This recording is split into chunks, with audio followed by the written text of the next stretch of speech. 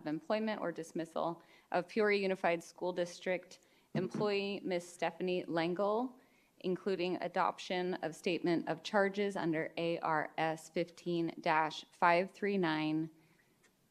Timely written notice under the open meeting law has been provided to the employee not less than 24 hours prior in order to consider if the discussion should be held in public.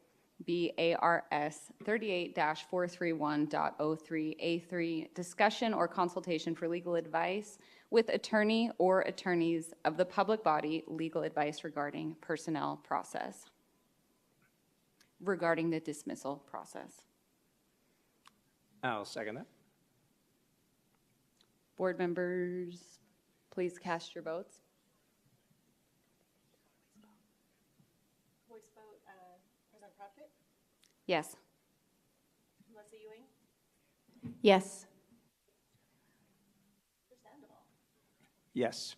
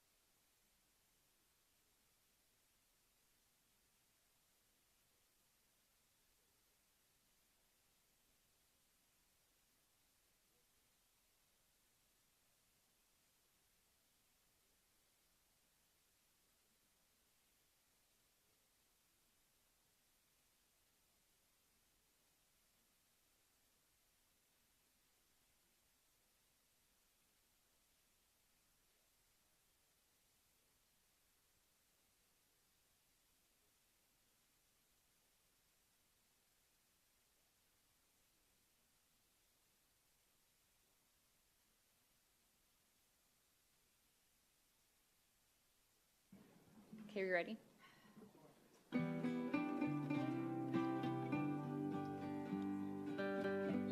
I like this. Okay. I motion that we conclude. I don't need that verbiage. I think, yeah, motion to adjourn executive session at 5:16 p.m. Please take us through a voice vote. I'll second that. Oh, thank you. What am I going to do without you? Yes. Yes. Yes. Meeting is adjourned.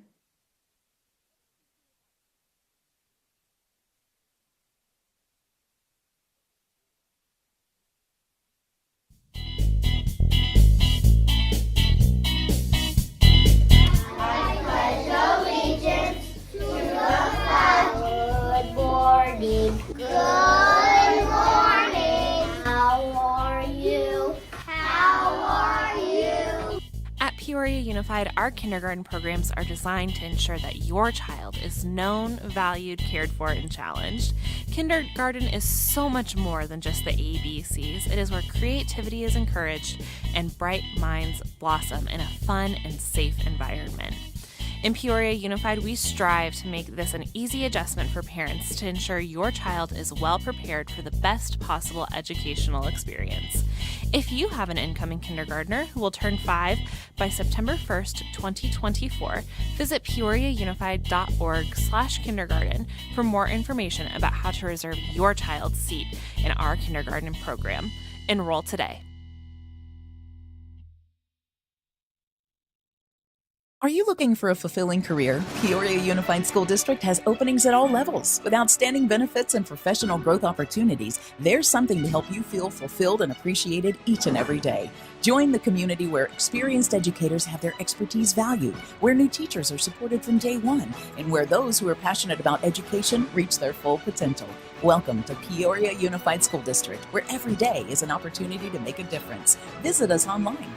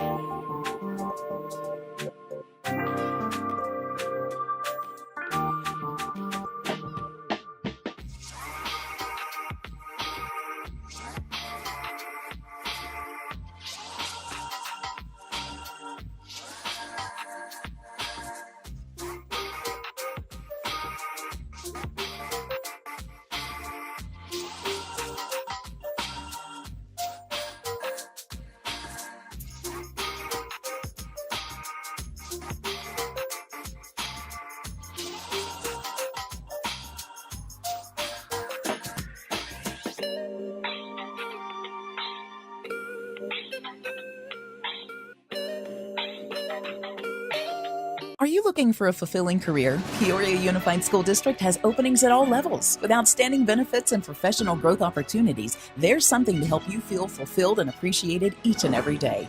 Join the community where experienced educators have their expertise valued, where new teachers are supported from day one, and where those who are passionate about education reach their full potential. Welcome to Peoria Unified School District, where every day is an opportunity to make a difference. Visit us online.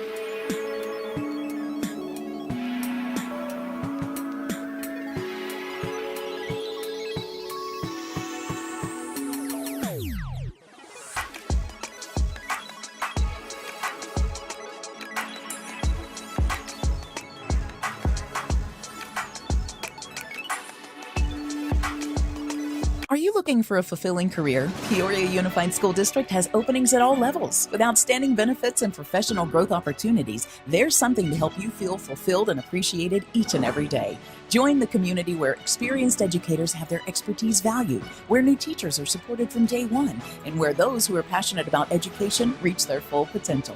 Welcome to Peoria Unified School District, where every day is an opportunity to make a difference. Visit us online.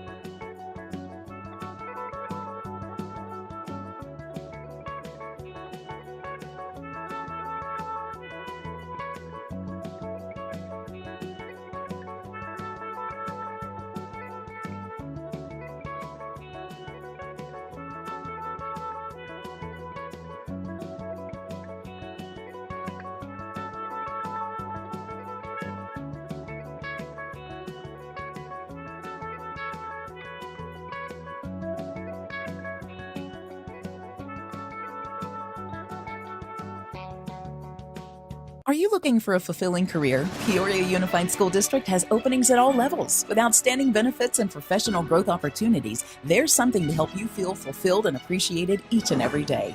Join the community where experienced educators have their expertise valued, where new teachers are supported from day one, and where those who are passionate about education reach their full potential.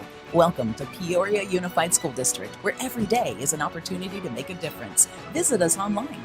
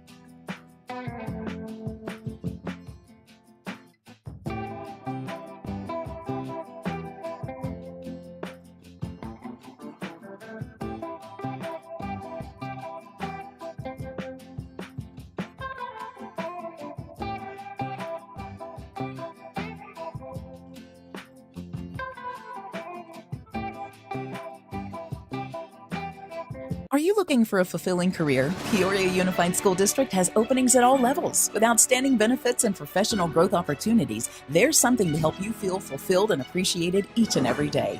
Join the community where experienced educators have their expertise valued, where new teachers are supported from day one, and where those who are passionate about education reach their full potential. Welcome to Peoria Unified School District, where every day is an opportunity to make a difference. Visit us online.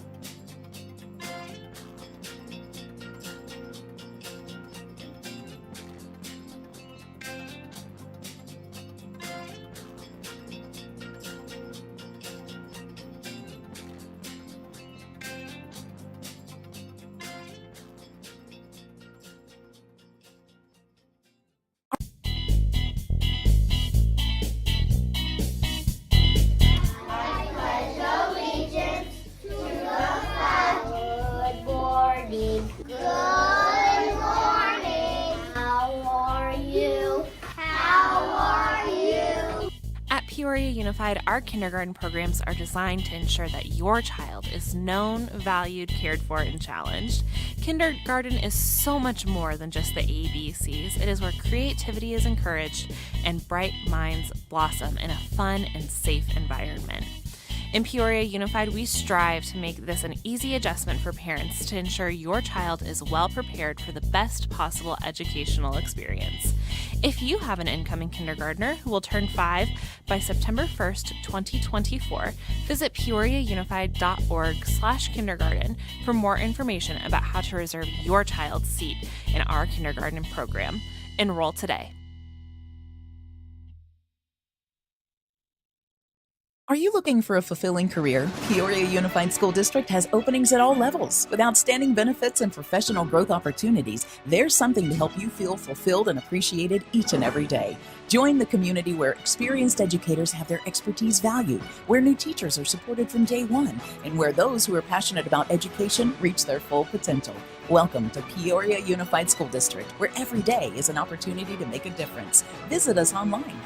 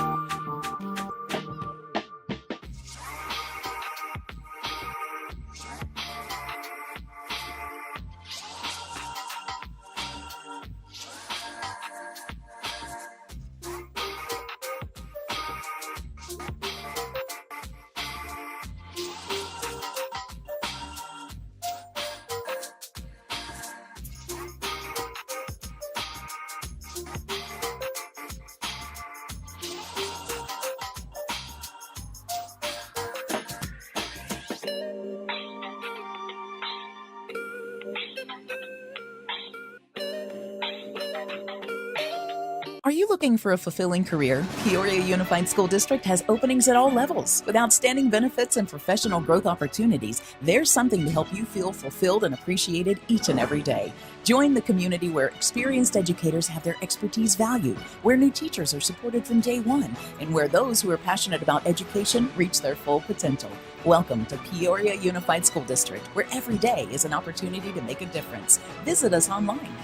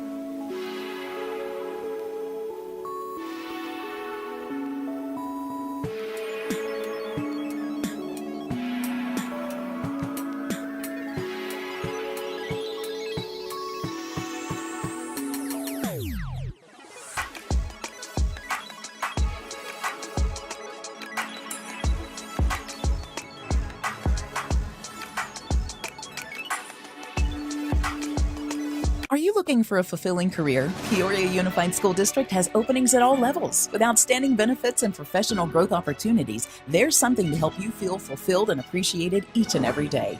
Join the community where experienced educators have their expertise valued, where new teachers are supported from day one, and where those who are passionate about education reach their full potential. Welcome to Peoria Unified School District, where every day is an opportunity to make a difference. Visit us online.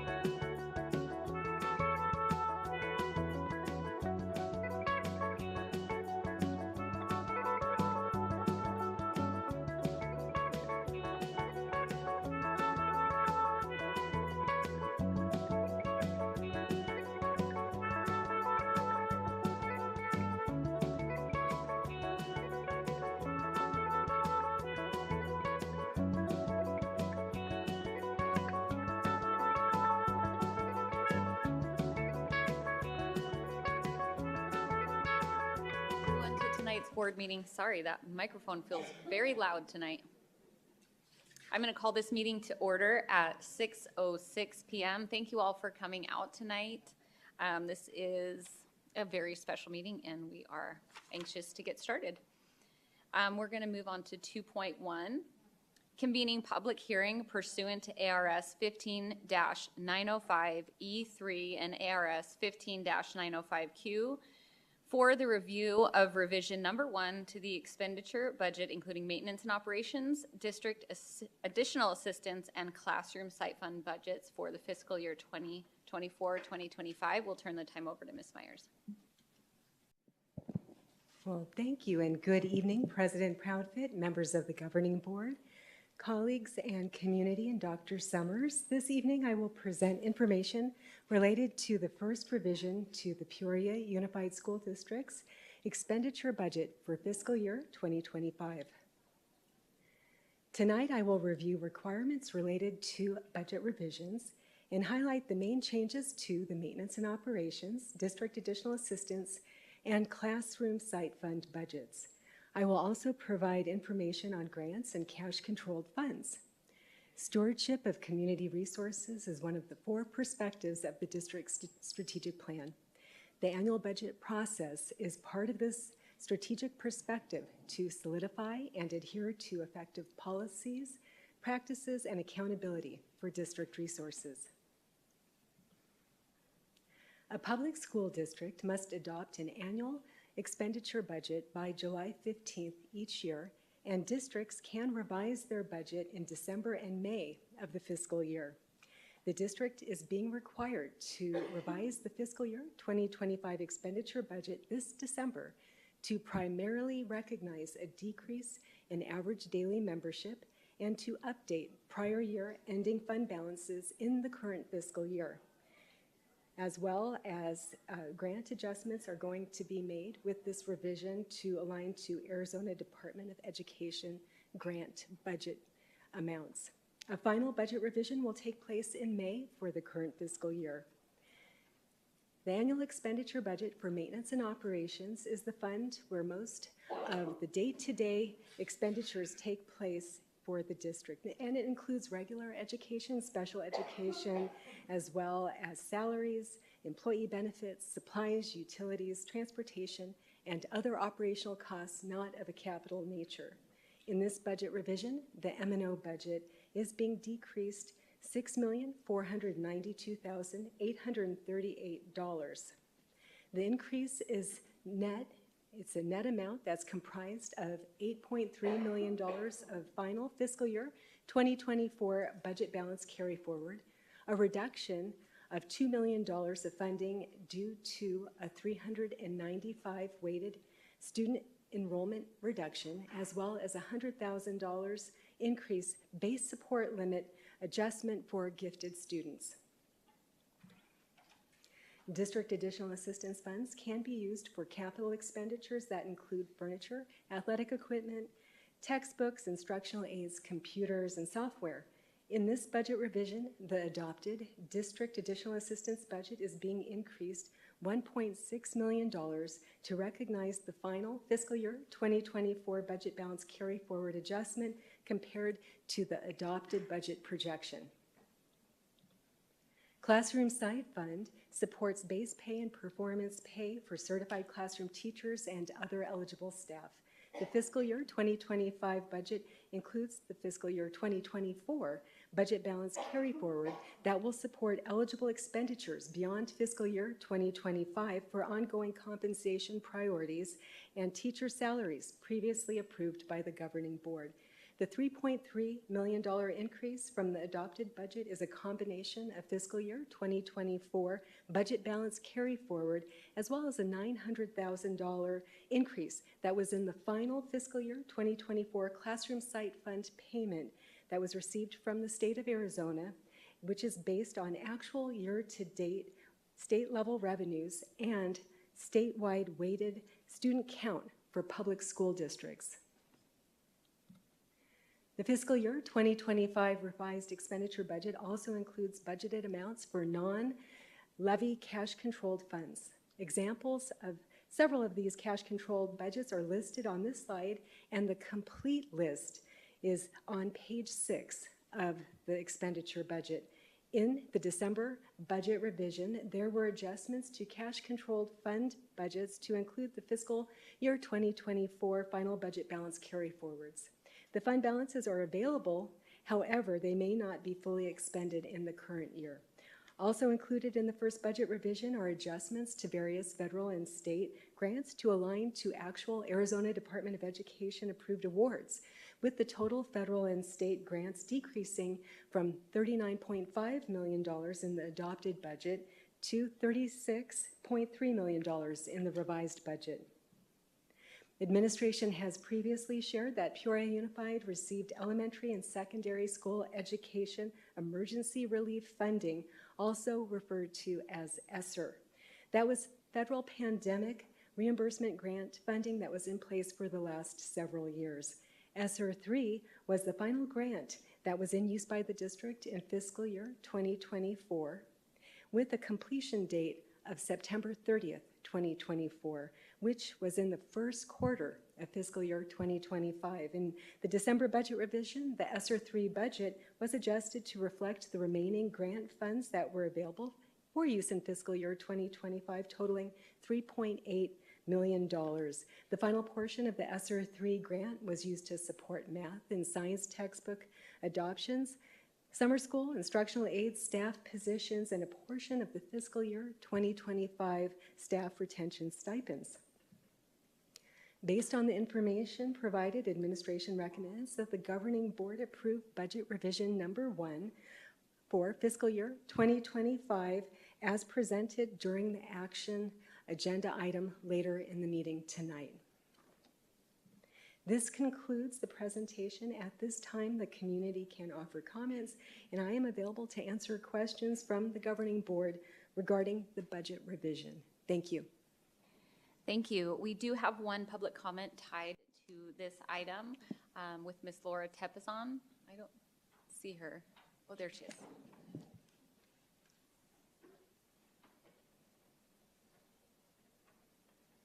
Good evening. Good evening to all.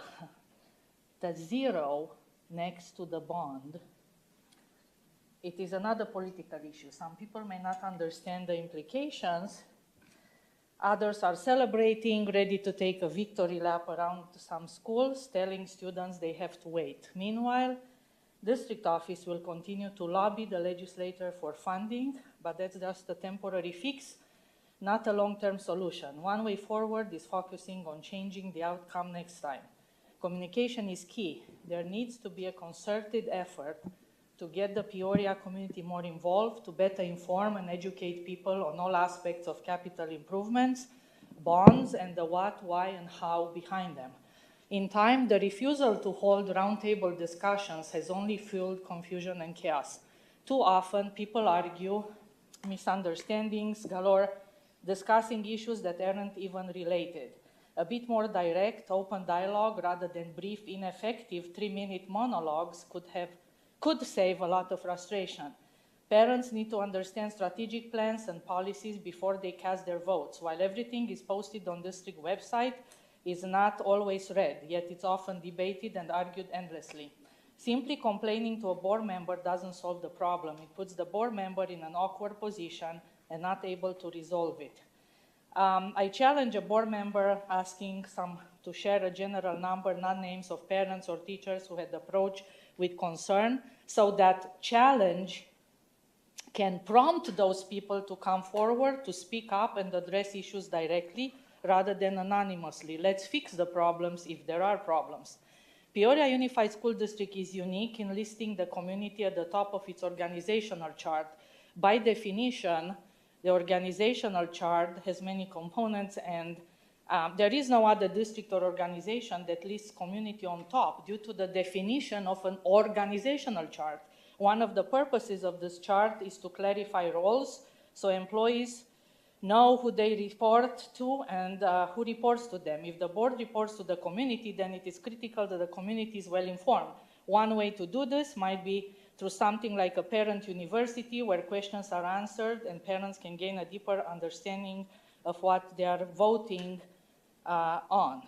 In the end, better communication, more engagement, and the commitment to transparency and dialogue will be key to resolving these issues moving forward.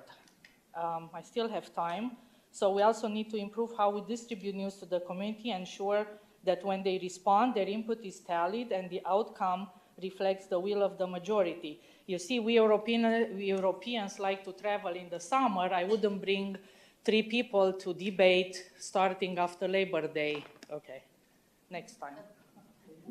Thank you. President Prophet, sorry to interrupt. I believe we may have a couple of late slips that are, or do we not? Just clarifying. President Proudfit, governing board members, we do. They are not related to this agenda item, but we do have a few more due to the reception that was taking place that weren't able to be turned in. Great, thank you. Board members, any questions or comments in regards to 2.1? Mrs. Ewing? Mrs. Myers, thank you for always putting together a very detailed report. I really appreciate that, but I don't have any questions, so thank you. Mr. Sandoval?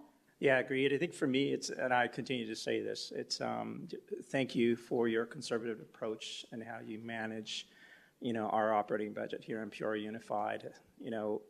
Having those dollars, the carry forward dollars, to address what may be coming around the corner, like adversity and revenue channels, allows the district to continue to serve all the young human beings that it does on a daily basis in the way that they deserve. So thank you for that.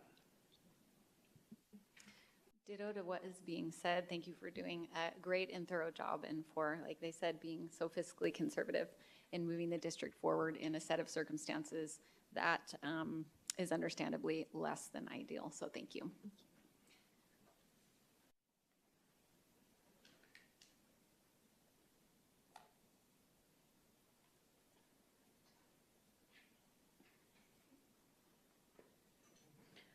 All right, we are going to really get started here. We're going to move on to 3.1, our moment of silence, followed by the Pledge of Allegiance. Before we do that, we would just like to excuse Board Member Rooks. She is at a family event for her children, so we'd like to excuse her this evening. We'll begin with our moment of silence.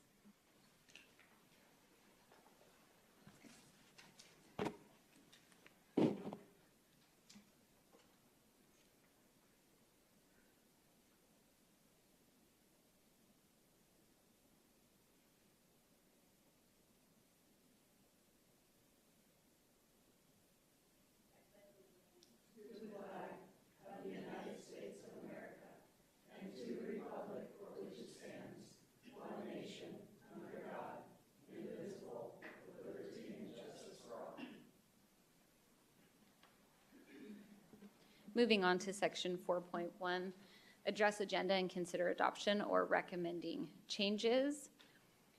I motion to adopt this agenda as presented. Actually, hold on one second. I want to double check the public comments to make sure I didn't miss anything.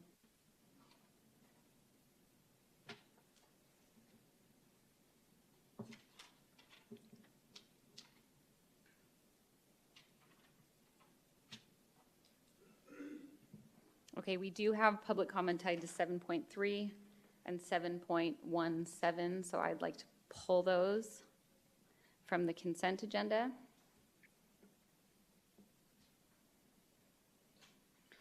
So I motion to adopt the agenda minus 7.3 and 7.17.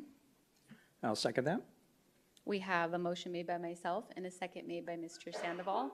Board members, please cast your votes.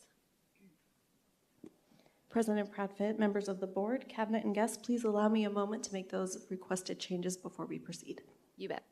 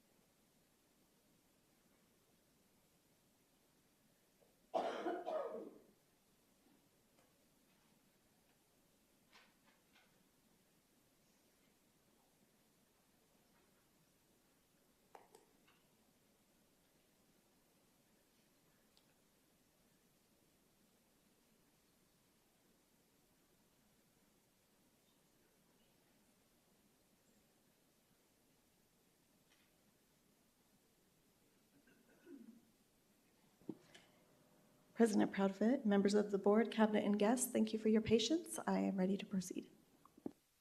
Thank you. Board members, please cast your votes.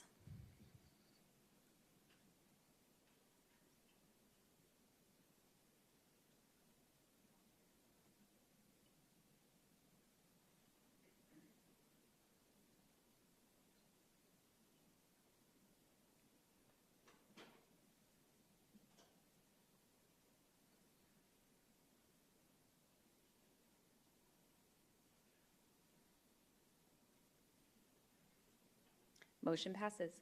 Moving on to 5.1 recognitions, we'll turn the time over to Ms. Airy. Well, good evening, President Proudfit, members of the board, Dr. Summers, and guests that have gathered here with us this evening. The recognition that we have tonight is especially bittersweet. For many of us who have been part of this district for many years and had the honor of being here while David Sandoval has served on our governing board. Tonight we honor his time, his dedication to the Peoria Unified School District. Before we move on, I do want to just give a quick shout out. If you were able to join us for the reception that we had prior to the start of the board meeting, that was thanks to the talents of our culinary arts students from Cactus High School. And so if we could give them a big round of applause.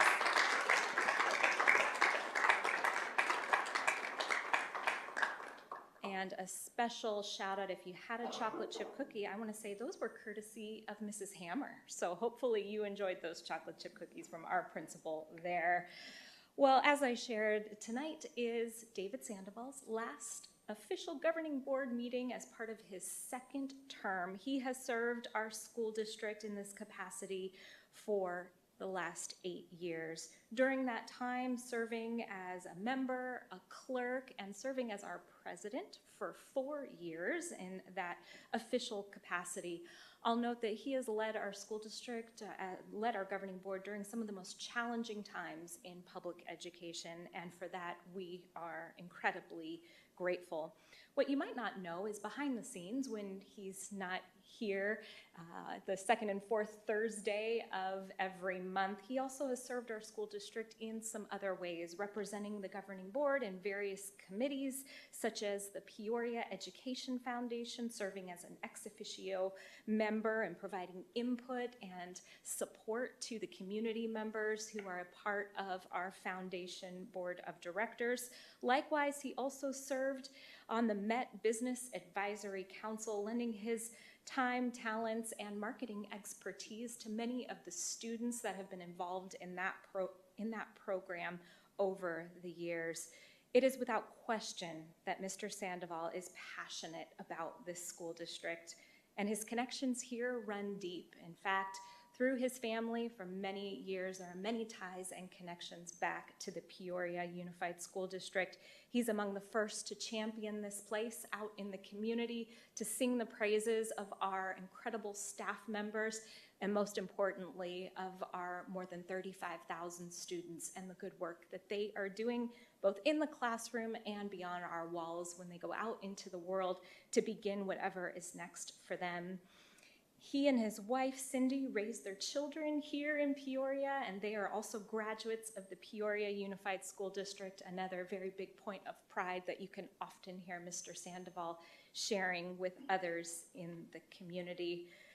To say that he has invested countless hours of time and talent to our school district would be an understatement, and we are so grateful for all that he has done for our school district. Mr. Sandoval, on behalf of our cabinet team and the nearly 4,000 employees here in the Peoria Unified School District, we say thank you for your service to our district. We do have a small token of our gratitude to present to you tonight, and so Dr. Summers, if you wouldn't mind, please coming around to the front of the dais, and Mr. Sandoval, if you would, I know we'd like to present that to you and snap a couple of photos.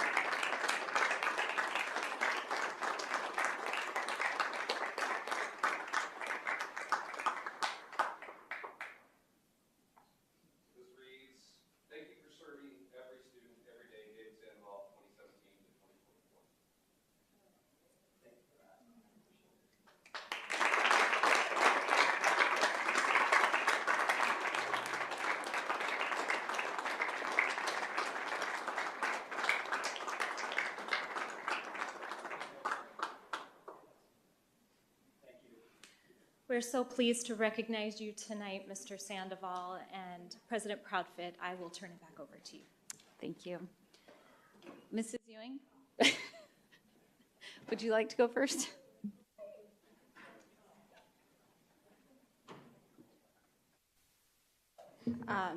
Sure.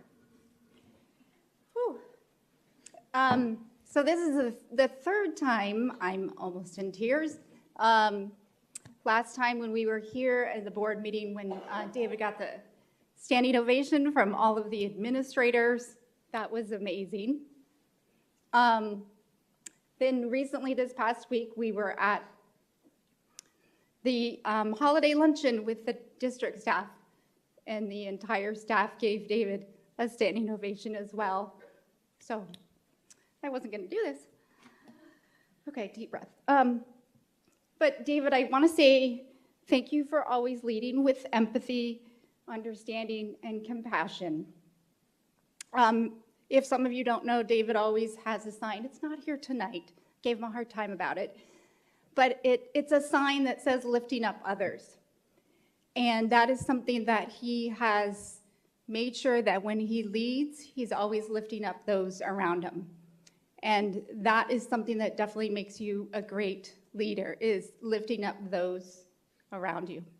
I appreciate how you're always looking out for those students who can't always speak for themselves, and making sure that we are focusing on those students who are most vulnerable in our community. So I really appreciate that. I appreciate all of your guidance and mentorship, even if I've been on the opposite side of what I thought of you. And I appreciate your leadership through some really difficult times that the district has had with COVID and so forth. So I look forward to, though, hearing about your adventures and next steps and all of the greatness that you're going to achieve beyond Peoria. So thank you.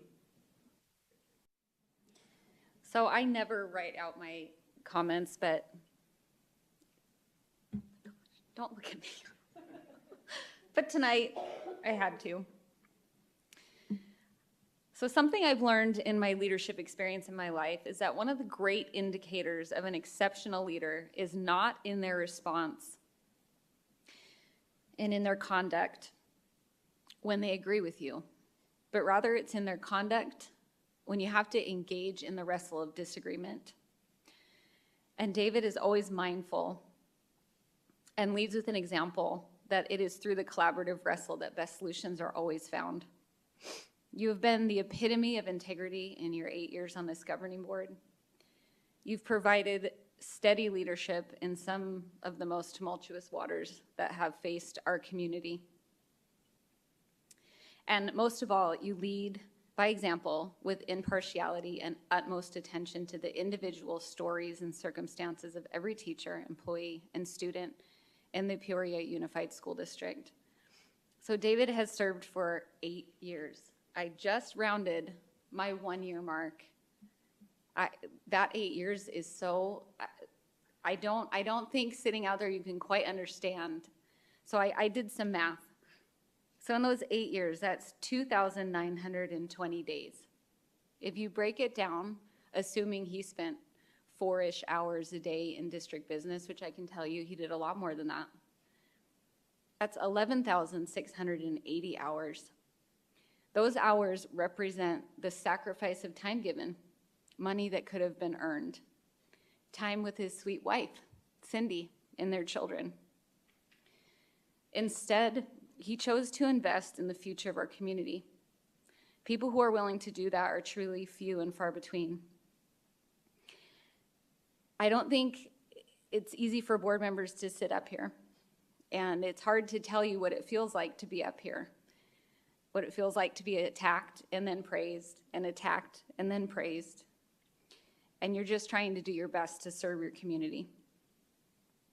I think one word that truly defines David Sandoval is steady.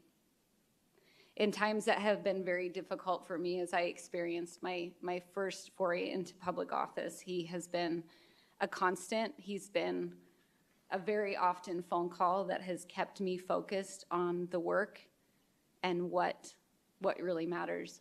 I have to share one tidbit about David. So I get up extremely early, and I know that it's never too early to call David because he also is an early riser. But I have to share with you what he does in those early morning hours. He gets up every morning to make his wife lunch so that she can go off in her day prepared to do the work that she does. And I think that right there is just a perfect personification of who David Sandoval is. In my first meeting, when I did a public comment in support of the bond years ago as a parent, it was David Sandoval, who was the lone board member, who came up to me after, who wanted to dig in more to my story and what had brought me to the board meeting that evening. He continues to be open, incredibly generous, as Ms. Ewing said, with his mentorship, even when he nominated me to be president 8 weeks into my term. He was completely available to help me fulfill the very, very, very large shoes that he left. I just don't think I can adequately express to you how grateful I am for your service to the board, to our community, to my children as students in the district, but most of all to me as a fellow board member. It's been truly an honor to serve alongside you, to learn from you, and to begin a true friendship. You are truly leaving a legacy of service and integrity, and it is an indelible legacy that will never leave our district. So thank you.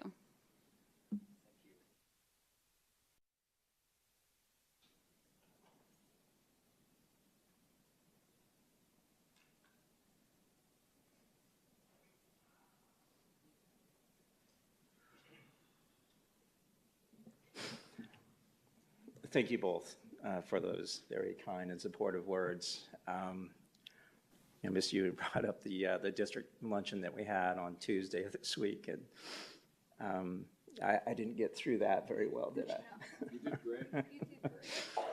I was talking to my wife about it the other day, or I think it was yesterday, but just hoping that it was just warm up, that I got it all out, but yeah, we'll see how it goes. But for me, I definitely want to take this time to really express my gratitude to the Peoria community, the students, teachers, staff, admin, district partners, and our SROs. It has been an honor to serve this district, Peoria Unified, for the past 8 years. As been stated to me, for 5 of those 8 years, I sat in an executive role on the board for 4 consecutive years as the president, and currently the board clerk. Together, we have navigated challenges, celebrated achievements, and built a school district that exemplifies excellence. Currently, Peoria Unified is regarded as an A-rated school, again, as 40 of its 42 schools are A and B rated, and all of its high schools are A-rated. The unwavering dedication from all stakeholders to uplift the lives of our youth is inspiring and plays a vital role in shaping the future of our society and nation. Just understand that you are making a difference and you're making an impact. As I reflect on some of the accomplishments that I am proud of, here are a few that stand out to me. When I was first elected in 2016, not all of our employee groups were receiving a retention stipend. And what a retention stipend is, it's a check that our employees receive for signing their contract for the subsequent academic year. So I worked with the district on a budget that now line items a retention stipend for all employee groups, to include our transportation, food service, and maintenance teams. All of our employees matter.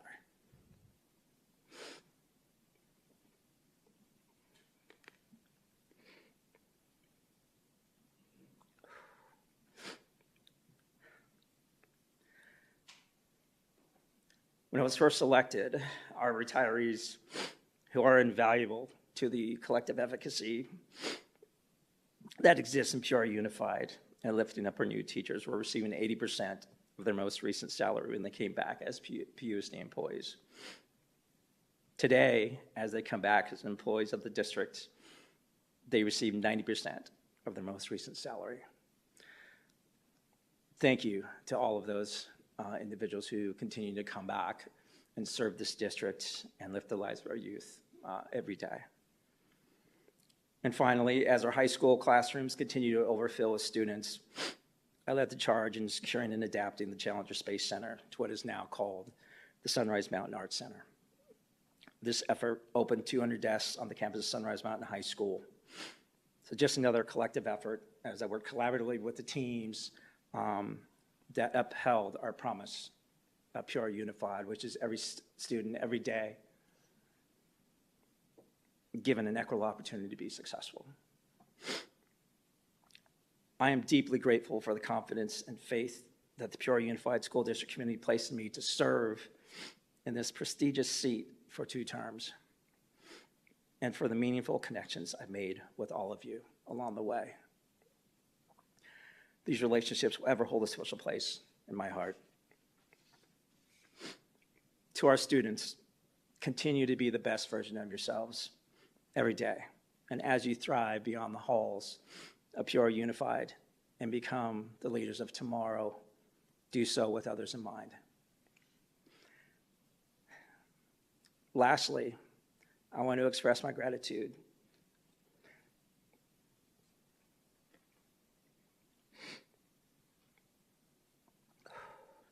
for Cindy, Alexa, and Ryan.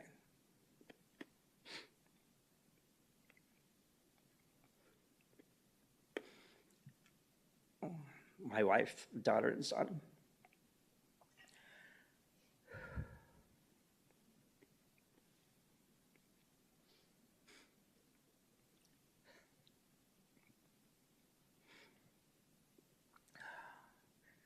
Thank you.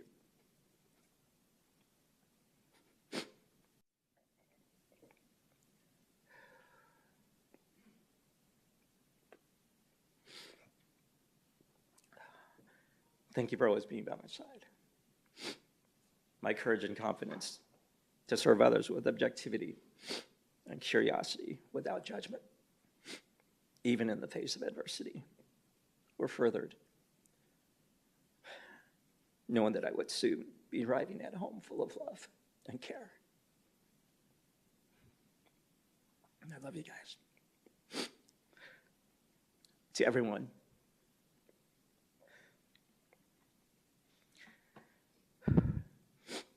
thank you for allowing me to be part of something much greater than me. You have enriched my life in ways I will never forget. Your support and commitment have made me a better person. And for that, I am forever grateful. Thank you. Appreciate it. Thank you.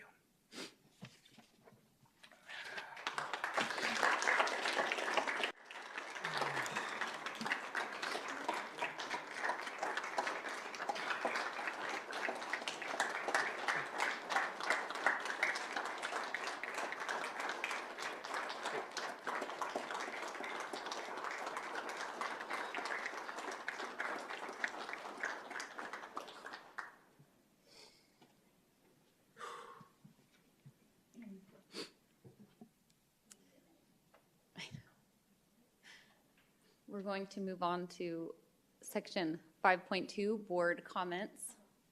Do you want me to go first? Yeah. Okay. One of the great things about serving on a board is there's 4 of us right now, but usually there's 5 of us. And, all of us can't be at every event. We had some big events happening over the weekend with state championships that I could not attend due to some family commitments. Luckily, I'm sure my other fellow board members will be talking about those. I think Mr. Toby and Ms. Bowles also was able to attend the Cactus game. But one thing that I did want to highlight, I wasn't at the Cactus game, but I heard the other team got a little dicey, that maybe the sportsmanship was not so great on the other team. And one of the highlights of that I heard from countless people was the absolute character shown by the Cactus athletes. That coupled with our girls volleyball team from Sunrise Mountain in the 5A division made it to the state championships a couple weeks ago. And they actually did something never been done in Peoria District before. They won for the entire division, they won the sportsmanship award. And winning is important, but I think the character matters even more. And I think there's been a lot of displays of the character of our district, the character of our athletes. And for me, as a parent and as a board member, that is just something that we really need to celebrate. One other thing I did want to say as well is one of our coaches for girls volleyball, Brandy Jans from Sunrise Mountain, she won Coach of the Year for the 5A division. And so that was wonderful to see Coach Jans be remembered. My daughter plays on that team, and she is truly an exceptional leader in our district. So congratulations to Coach Jans.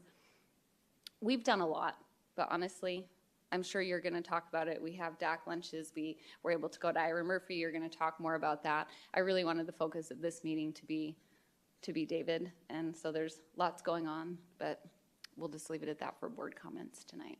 Mrs. Ewing? Thank you, President Proudfit. So one of the things that when I came into being a board member is I just remember all of the stewardship and all of the attendance David Sandoval would have at the events in the schools and how visible he was. And so that was definitely one of my inspirations to continue to do the good work across the district and making sure that I'm there to see the student achievements and successes and to celebrate the staff and to celebrate all of our wins, because education is not easy we put in, the district and our teachers and staff put in a lot of hard work to bring our students to have success both in the sports groups and also in the classroom. So with that in mind, I was out and along with Mrs. Proudfit, we were out at Ira Murphy at their spelling bee. So we got an opportunity to be a part of that. And so I just want to say a big, huge thank you to the staff at Ira Murphy and the students who took part. It was really quite a fun event. We also, Mrs. Proudfit and I were out at the Met, and I'm happy to say that David's going to be continuing on in a mentorship role there. But we were at the Met Showcase, and one of the individuals who had a project in the global business strand is a Monopoly game for students who use Braille. So it was a Monopoly game for blind students. And then to be able to play, they set it up so that they could play with those students who do have vision. And it was just really amazing to see. And they're actually trying to pilot it at one of our schools. They picked up that. So that's just amazing how our students help other students. And I love that event. If you ever get a chance to head out there, please do that. I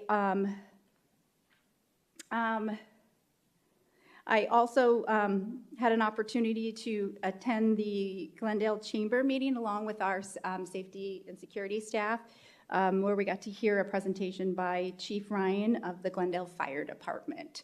So that was really great. And then lastly and I encourage anyone to come take part in the Lifetime Leadership Academy. I attended the 4th one of that, I didn't bring it today, but I brought I got my report card, thank you, and my little certificate.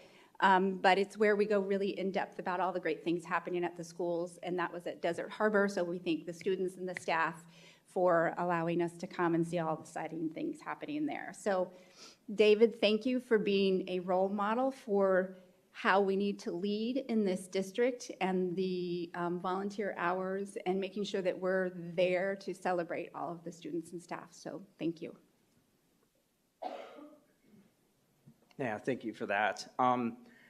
Yeah, a lot of events take place throughout the district, especially during this time frame, from athletics to our performing arts, et cetera. My son and I, had the opportunity to go to the state football games on Saturday, so congratulations to Cactus, Liberty, as well as Centennial, and, a special shout out to Liberty and Centennial for winning, their state championship games. It is always inspiring, watching our student athletes perform on the field and how they perform in a way that, they clearly understand what it means to stand by the side of another, especially in some of the team sports like football. Just a lot of achievements and accolades. Ms. Prophet talked about volleyball and all of our, fall sports, and I know we're transitioning into winter sports, but Peoria Unified continues to just have exemplary programming, from our athletics to our performing arts to our CTE programs, our junior ROTC program as well. It's just all of these opportunities for our students to find their purpose and their path, and as they leave our walls, with confidence to follow those paths and to overcome and be resilient. Again, all of you are doing a lot of great work. So thank you again for all that you do to lift up our youth, and again, to give them that confidence as they leave our walls to navigate their own path. So thank you. Thank you. Moving on to 5.3, superintendent comments. We're going to turn the time over to Dr. Summers. Thank you, President Prophet, Governing Board, Cabinet, and guests. So I'm going to echo some of the comments that have already been shared with specific focus on congratulatory note to Cactus, Centennial, and Liberty High Schools on their state championship appearances. Obviously, it's a testament to all of the hard work and efforts of our student athletes, the support from families, the entire school community. But I'm going to focus my comment actually on recognition and special appreciation for head coaches, Coach Bellis, Coach Taylor, and Coach Thomas. So specifically, the leadership of these athletes is really nothing short of incredible. And that's not only seen and evidenced by their performance on the field, but their integrity and kindness off of it. And to think about, President Prophet, you reminded me when you went through the hours of work that goes on behind the scenes. I mean, there are literally hundreds and thousands of hours that go into all of those efforts. And alongside our head coaches are a job well done to all of our assistant coaches, team managers, student athletic trainers, and booster clubs for being with our football teams every step of the way. We're very proud of those accomplishments, and again, offer our full congratulations. Each year, Peoria Unified is incredibly proud to recognize several Rocky Mountain Emmy Student Production Award nominees. We previously had a handful of students win their category, at the regional level. After the regional winners are then announced, those submissions compete for the National Student Production Awards. This year, Peoria Unified honors Liberty High School seniors Aiden and Ethan Synconis for earning 2 National Student Production Awards for their writing and production of their film, I'm Fine. We are so proud to be home to 2 nationally recognized young filmmakers, and we wish the Synconis brothers all the best of luck in their future careers on the silver screen. Another shout out to so many of our students of all ages who give back to our community during this holiday season. I want to thank our students, families, and staff for going above and beyond the classroom, as well as how we are giving back to the community this time of year. As we know, our schools are the cornerstone of our communities, bringing up tomorrow's great minds today. And we encourage everyone in the holiday spirit to continue to reflect on how we can all give back this time of year and help our fellow neighbor in whatever capacity we may be able.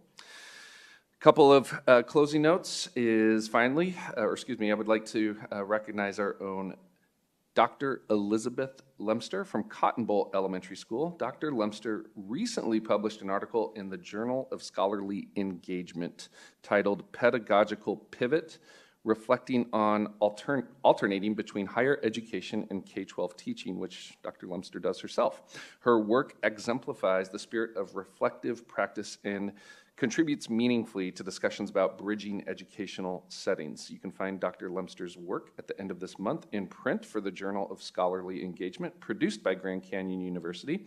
We want to congratulate Dr. Lemster and thank her for her contributions to academia and our students. And as a side note, that was one of the classrooms we visited, if you remember, at Cotton Bowl, and I just remember all of the outstanding engagement we were able to witness as we were in that particular classroom.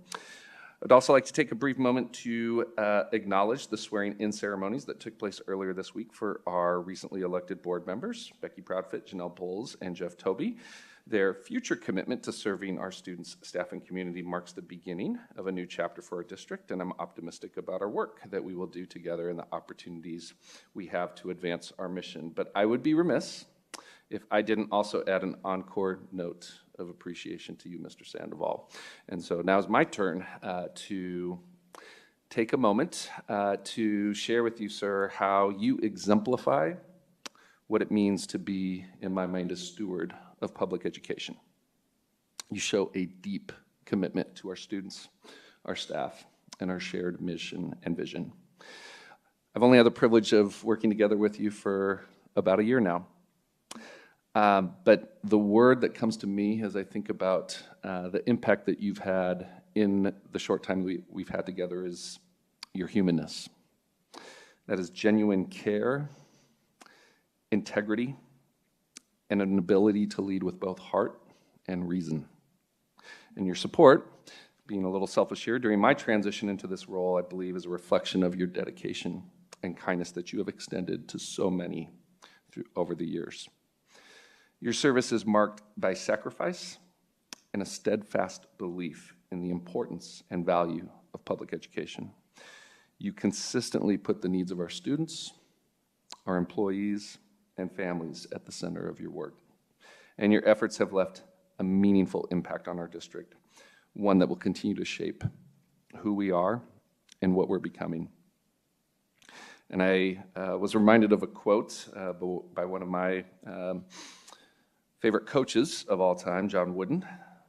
You can't live a perfect day without doing something for someone who will never be able to repay you.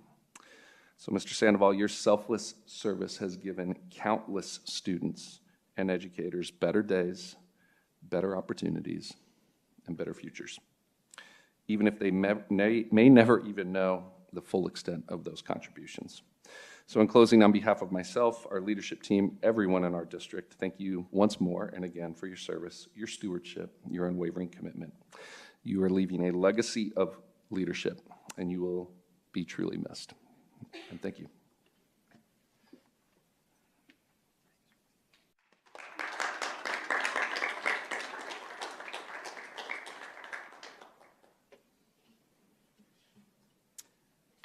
Moving on to 6.1, you may notice it is a little bit different tonight. Back in January, after a lot of careful thought, discussion with fellow board members and cabinet, we moved public comment to section 9 towards the end of the meeting. We, after, again, careful consideration and discussion with the superintendent and fellow board members, are moving it back up to the front of the meeting. So we are going to have public comment now, and our first public comment is from board member-elect Mr. Toby. Good evening, and again, Mr. Sandoval, David, if I may, thank you very much for your long tenured service here for 8 years. As you may know, your name means beloved of God.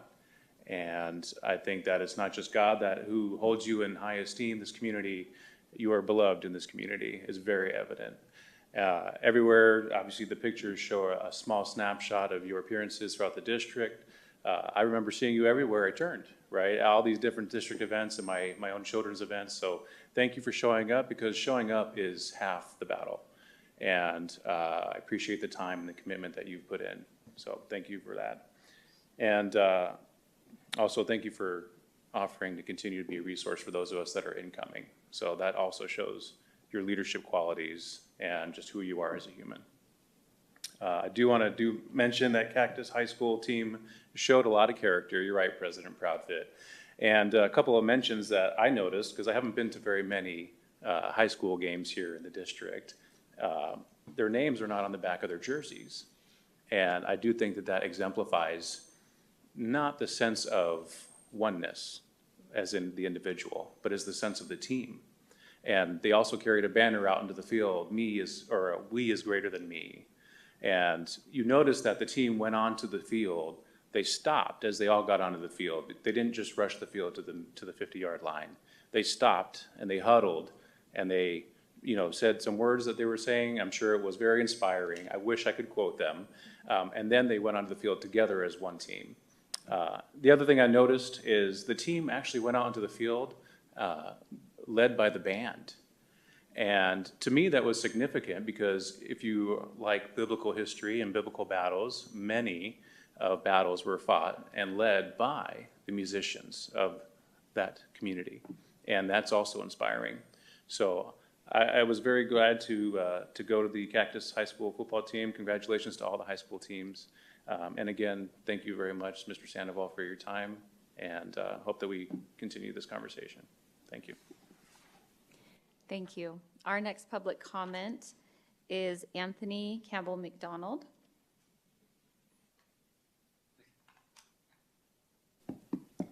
Hello, board members. Everyone who's here tonight. I'm here to voice my concern for the students of the school district, mainly our LGBT students. I feel the board members who were recently elected, along with current board member, have things in mind that aren't what's best for these students. I feel due to maybe religious or political reasons, they're very uneducated or just biased in LGBT topics, and I'm worried how this will affect LGBT students. I know they have good intentions in what they do, and they just want to do what they think is best for our students and staff, but I feel what they have in mind, mainly their stance on school counselors and social workers and a parent's right to know about their kids, will affect our students negatively, especially the LGBT students. I saw my elementary school social worker did at-home stuff, and she helped me a lot. She was a very important resource at school for me, and I don't know what I would do without her. Even though Ms. Bowles has stated she feels we need less of workers, which I disagree with, she still sees the importance of counselors and social workers, but other board members, mainly Ms. Rooks, has shown just hostility and negativity in general towards them, despite them being a very important resource for students, LGBT students especially, because more often than not, they have parents or family that would not support them if they knew they were gay or trans, and these social workers are often their only lifeline, or the person that they have to talk to about this. I'm also worried that a couple people supported this. You'd force these students to tell their families who may not support or validate them about their identity. And this would probably put them in danger, or at the very least just strain the relationships they have with their families. And LGBT students are already scared enough with the currently ongoing Supreme Court case about gender-affirming care. Trump being elected last month, with the just hatred and contempt he showed towards LGBT, those constant anti-trans Kamala Harris smear ads playing during the campaign, and we're about to have a majority House, Senate, and school board. The world is very hostile towards them, and I feel they have very good reasons to be afraid. I do welcome the new board members, and I wish them luck, and I wish luck to the current ones, even though I disagree strongly with a lot of things they might say. I just hope they do what's best for our students, and LGBT students especially. Thank you. I didn't think I'd have time left, but I'm going to miss you, Mr. Sandoval. You had the most impact by far of all the board members. The first time me and my mom came, you came right to us, and you said, "Hi, Mr. Sandoval," and you shook our hand. Okay, I don't have time. Oh, I do have time. Okay, I yield my time. Thank you. Thank you. Our next public comment is Board Member-elect Mrs. Bowles. I feel like I have so much seriousness now to talk about after all that. But I do have to say, my son was a Cactus football player, and I didn't understand as a parent that why they didn't have their name on the back of the jersey until he was moving toward college. And the "we" was the reason. They don't need to be individualized. And in fact, when he went to college, he played on a team at our Arizona Christian, and a student from Sunrise Mountain didn't know who he was because they didn't have their names in the back of their jerseys and Cactus, and he said, "Who are you?" And he said, "Number 40, Bulls," and he knew the number 40, and then when he connected it to Bulls, he says, "Oh, Bulls Dozer number 40," and they got to play together. So yeah, I appreciate that too. Quickly, Mr. Sandoval, thank you. I mean, thank you is not enough, but I know there's many things I don't know that you've, brought to the boardroom. Probably the most precious to me is the next generation bringing into the boardroom. If they like me or not, I'm not about that, and he knows that, but I appreciate him speaking and being able to do that and you supporting. So thank you. I don't want to run out of time. I want to talk a little bit about transportation. We have buses showing up at schools with just 2-3 students on them. Sorry, I'm too loud. And that's a problem. That's a problem. They're showing up an hour to 2 hours late. Sometimes we don't even have them showing up at all. And so I began to ask a few questions to some, and then some came to me after asking a few people. And we'll get into that. But I would like to know the vetting process for our new transportation head. If I can know, were there any red flags? What was going on with that? And I should say, what process did we use for vetting our new leader for transportation? And then we had an evaluation team come in from Transpar, I believe that was the name, Patrick and Tucker. They came in and did an eval of how we can hire, how can we, attract people to our bus drivers and such. I want to know, I guess, how much did that cost, number one? Number two, has it been implemented? Has that process been rolled out? Are we doing what we said we would do when they left? Because we are, I think 80 bus drivers called off in one day, and we hadn't have any buses. I don't even know what to say to that. I'm not blaming anyone. I just kind of want to know what's the problem so we can get to that quickly. So that is it. Also, Title I funding is also related to transportation, if people did not know that, and getting students where they need to go, with special services, or maybe they don't have their program on their campus. So Title I funding does, a portion of that, go to the transportation. And I just wanted to make that statement for something else I'll be addressing later. Thank you. Thank you. Our next public comment is Ms. Laura Tepezon.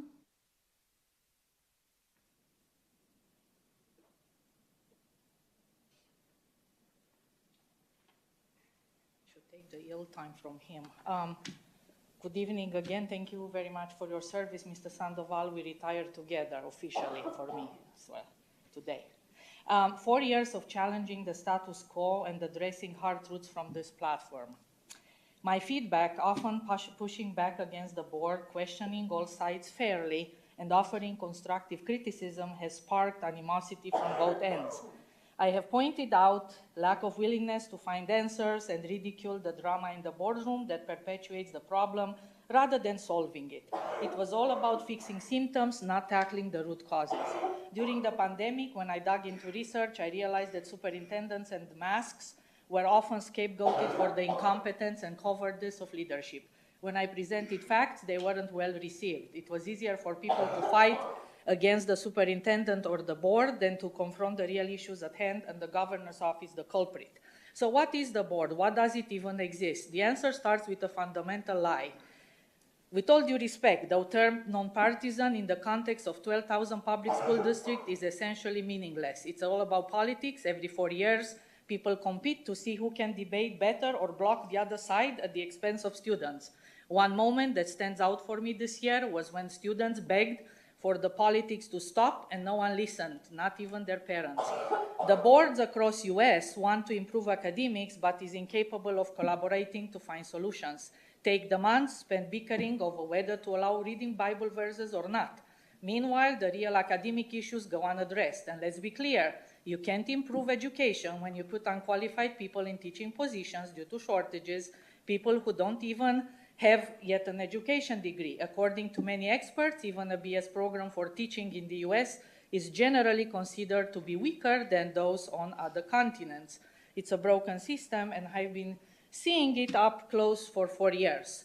I have some suggestions, one being let's keep the pre-meeting blurb. It's irrelevant to keep pretending that political speeches are off limits when everything about these meetings is in fact political. The same people who push for Bible verses, few people, I said, as the shoe fits.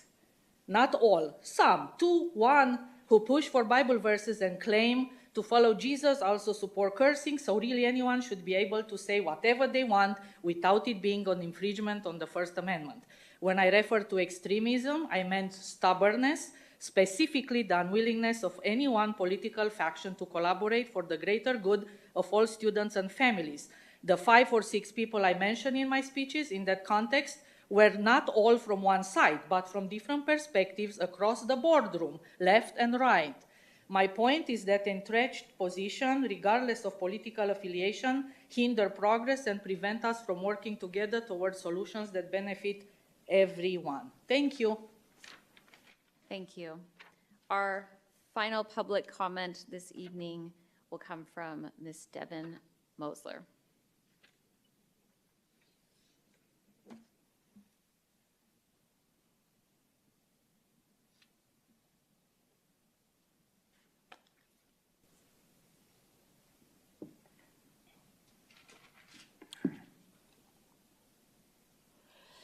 I just wanted to take a few moments this evening to thank David Sandoval for your leadership over the last 8 years. Mr. Sandoval has served this district with grace, compassion, and the willingness to consider all perspectives in an effort to effect positive change for all students and staff within the Peoria Unified School District. You've stood with us through difficult and unprecedented times, made space for all voices, and advocated for those that are often underrepresented. The Peoria Education Association is deeply grateful and proud of the work you have done for this district and wish you luck on your future endeavors. I also wanted to take a moment to congratulate Becky Proudfit on your overwhelming win during the election season. You now hold the record for the most votes for the Peoria Governing Board by nearly 9,000 votes. It is clear this community has placed their confidence in you to continue the work you began just last year to keep politics out of the boardroom and considering all perspectives while making unbiased, difficult decisions that impact over 34,000 students and nearly 4,000 employees on a daily basis. We look forward to our continued collaboration to ensure every student's safety and achievement is prioritized. Thank you both. Thank you. That concludes our public comment portion of tonight's evening, or of tonight's meeting, excuse me. We're going to move on to Section 8, items removed from our consent agenda. We're going to start with 8.1, our staff travel requests. We have a public comment tied to this item, so we'll call her up now. Board Member-elect Bowles. You guys are on the ball. Thank you. And let me just get into, forgot to say good evening to everyone. I didn't want to forget to congratulate Mr. Sandoval was the reason for that. So good evening, everyone. Thank you for being here. I want to speak to the travel requests for staff, out-of-state travel to Vegas.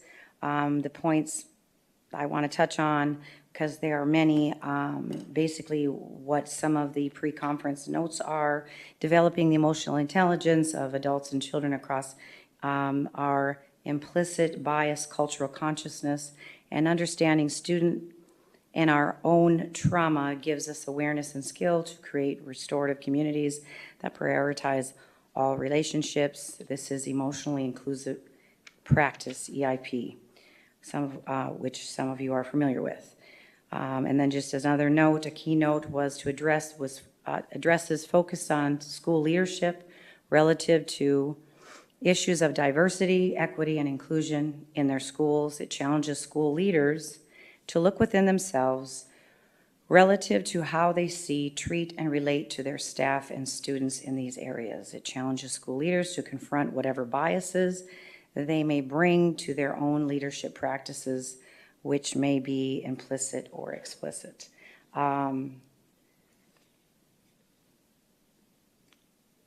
emotional, what do I even say? ESL has been talked about, voted on in this boardroom. We've created laws, which I will read in a second. I'm not sure why we are spending $16,970 per person to go out of state for something that, that we could be spending our money more wisely on, number one. Number two, I'm going to read just a portion of the ARS 717.02 prohibiting instruction, which is a law. And what does the law say? It basically says the law prohibits teaching that an individual because of their race, ethnicity, or sex is racist, sexist, or oppressive. An instructor cannot generalize that all members of a group are racist or sexist or oppressive. When discussing oppression, make sure to use specific examples and language instead of generalizations. It's a waste of money. It's a waste of money. I'm not sure why we're doing that when we have laws that say it prohibits that. You can look that up on your own. We're spending $16,970 per staff member, and it is coming out of the Title I fund monies. And that brings me back to the transportation. We have other things to be working on to bring academics up. Thank you. Just as a point of clarity, Dr. Summers, I had the same question you mentioned about the 16,000. There's actually a typo that has been updated in the documents. So that amount is not 16,000 per, correct? Yes, per person it is 1,600. There was a typo because when I saw that price tag too, that was. Where can we find that? It is currently attached to the agenda. If I may, President Prophet, thank you for calling that out. The comma was in the wrong place, so the cost per person is $1,697, not $16,000. Just to speak to that point, thank you. Does anybody else have any questions or comments? I just think it would be, some of the things that were mentioned are a little bit incongruent on the focuses of what we're specifically asking our staff to focus on when they go to the conference, because it looks like it's all focused on academics and teaching strategies to best meet our students. So I'd love to just hear a little bit of that overview of the parameters when our staff go, because when they go to out-of-state conferences, often the laws are different across different states, and I know that we have guidelines and guardrails put in place to make sure that our staff stay within what's allowed by law. But also I'd like to hear a little bit more, even though it's listed out here, but a little bit more in depth about what the true focus is for our staff going there. President Proudfit, Mrs. Ewing, thank you for the comments. Cactus High School, as we know, is requesting approval for their attendance at the Innovative School Summit conference in July. The conference focuses on 4 primary areas, and they are innovative teaching strategies, working with at-risk students, effective school disciplines, and social emotional learning. These 4 focus areas are their own mini conferences under the Innovative Summit umbrella.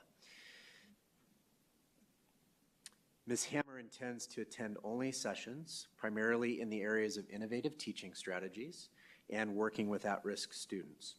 Additional sessions may be attended in the effective school discipline area to address student discipline concerns at Cactus High School. Ms. Hammer does not intend to participate in any of the listed sessions in the social emotional learning area. The travel justification process that Dr. Hernandez and I use to vet this process ensures that the school goals align with our district mission and vision, along with our strategic plan. And so all of our folks who request travel have to give us an explanation as to what they're going to and what it's tied to specific to data. Ms. Hammer has evaluated her 23-24 data around her ACT scores and seeks to bring her teacher leaders to the conference to lead the effort in improving the ACT scores through effective instructional techniques and strategies as well as focus on subpopulations that need additional supports towards student achievement. Finally, the conference provides best practices to work with the most vulnerable populations, ensuring that students who are in the bottom 25% in academic performance, student attendance, and discipline can receive the targeted supports needed for their success. Thank you for that. I think it's great that we get the opportunity to discuss these things. Certainly, as I referenced, that price tag definitely warranted a question for me. You know, attached to the agenda, for those of you that might not be aware, is always information provided. Principal Hammer provided, I think it's about 30 pages of justification for this. This was a conference that was attended 3 years ago. Also, having been on Cactus High School's campus extensively and talking with Principal Hammer just in my role as a board member, I think it's important that we kind of pause and take a moment kind of for a high level thought here of do we trust our principals to make the decisions that's best for their campuses? And the questions are absolutely wonderful and great. I've been able to speak with Dr. Summers, but my vote tonight really is going to be a demonstration of that trust, not only in our administration at Cactus with Christy Hammer, but also in our superintendent, in Dr. Hernandez, and also Mr. Nuttall's ability to create those policies and procedures that are ensuring that we are spending our money responsibly and that we are tying everything back to the data success of our students. If you look on, I think it's on page 1, but the first 2 points that they were referring to is that this is going to go directly into helping some of the reading comprehension and math proficiencies there. And like I said, they attended that conference 3 years ago and as a team and have experienced a lot of success that they've been able to implement, that we have been able to see the results of that demonstrated at Cactus High School. So thank you for asking great questions. Thank you for being thorough in the information, and Principal Hammer's not here, but thank you for the 30 pages of information so that we as a board had comprehensive information that we needed to make this decision. Is there any other? Yeah, no, I think for me, I'll just echo what's been said, but, you know, I appreciate the data-driven and research approach to how our sites feel where they have opportunities to meet their students where they are. You know, I've always said it, and I said it earlier today, when we have a school district of 35,000 plus unique stories, and you know, our ability to leverage professional organizations to ensure that all of our students have an equitable opportunity to be successful is certainly appreciated. So thank you. That being said, I motion to approve the staff travel requests as presented. I'll second that. We have a motion made by myself and a second made by Mr. Sandoval. Board members, please cast your votes.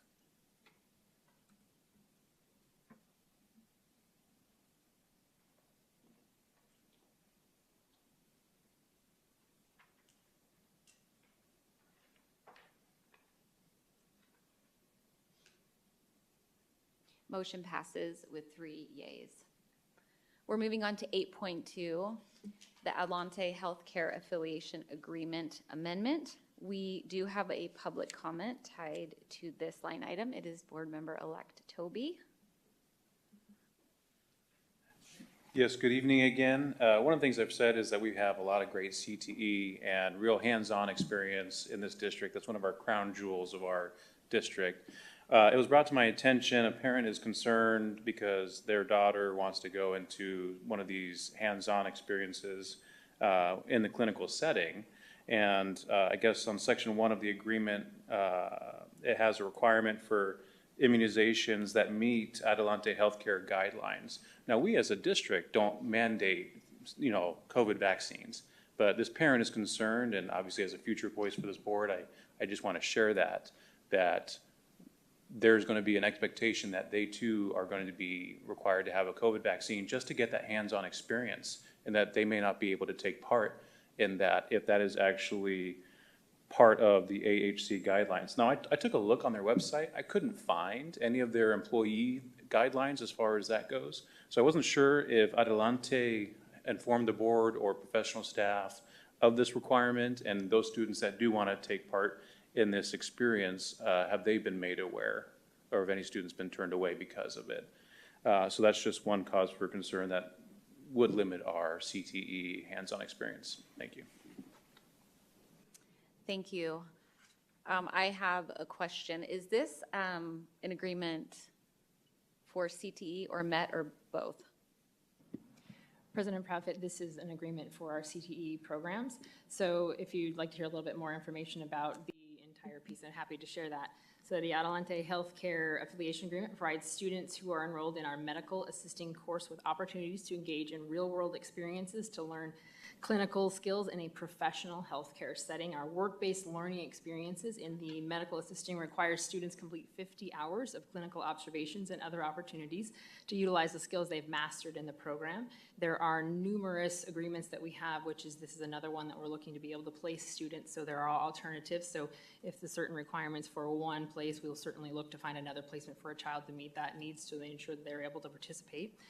During the clinical observations, students have the opportunity to witness firsthand the variety of careers they're offered in healthcare in the field in which they're planning their future. These clinical experiences are instrumental in helping students to finalize their plans for college and career. And at the end of the assisting course, students sit for the national certification exam through the National Health Career Association to achieve their certified clinical medical assistants. And as a matter of fact, at the conclusion of the 23-24 school year, we had 58 students pass this national certification exam, for which we are very proud of this work. Thank you. I mean, truly, all of these CTE programs, and I know you mentioned references earlier, are truly such a hallmark of our district. Board members, is there any other questions, comments?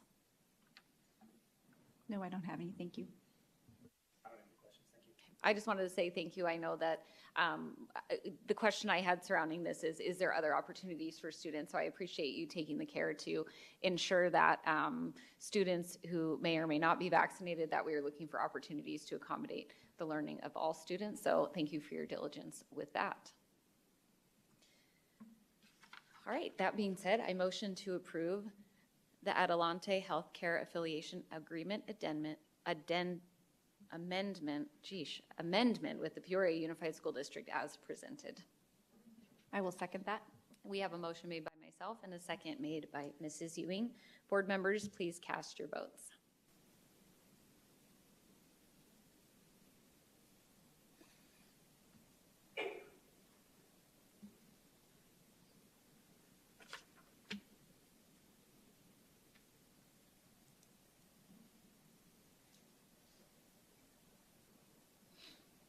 Motion passes with 3 yeas. We're going to move on to our action items now. We're going to start with 9.1, consideration of revision 1 to the maintenance and operations district additional assistant and classroom site fund budgets for fiscal year 2024-2025. We'll turn the time over to Ms. Mears. Thank you. Good evening again. President Proudfit, members of the governing board, Dr. Summers, cabinet and community, I do not have any additional comments other than what was shared during the public hearing. Thank you. Board members, any additional questions or comments? No, thank you. Thank you again for the report. Yeah, I don't have anything to add. Thank you. Me either. I motion to approve the revisions to the fiscal year 2024-2025 expenditure budget, including the maintenance and operations, district additional assistant, and classroom site fund budgets as presented. I'll second that.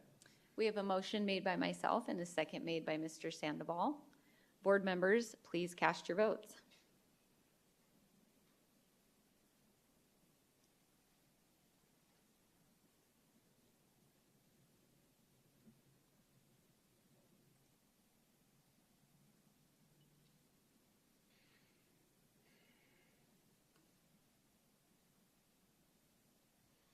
Motion passes with 3 yeas. Thank you so much. All right, moving on to 9.2, the ratification of the 2024 calendar of governing board meetings. Board members, are there any questions or comments? Dr. Summers, anything to add? President Prophet, if I may, just a note that this is the 2024 Governing Board meeting schedule that has been revised with one edit, and that is a function of the holiday season and the availability of all of our current and new Governing Board members. So the date or best date to identify for our first board retreat / special meeting of the year, which will include the board's first organizational meeting of 2025, is now going to be held on Thursday, January 9th, in accordance with ARS 15-321. Subsection A. So really, we just wanted to make sure that not only is the board aware of that, but we will also be working to identify with the community upon the board's approval of this ratification that there will be a detailed agenda that will be presented and with all the details of start time and agenda, et cetera, as we come into the new year. Thank you very much for that. We're looking forward to hitting the ground running in the new year. I have a quick question. Yes. On Thursday, January 9th, we have a study session followed by a regular board meeting, is that?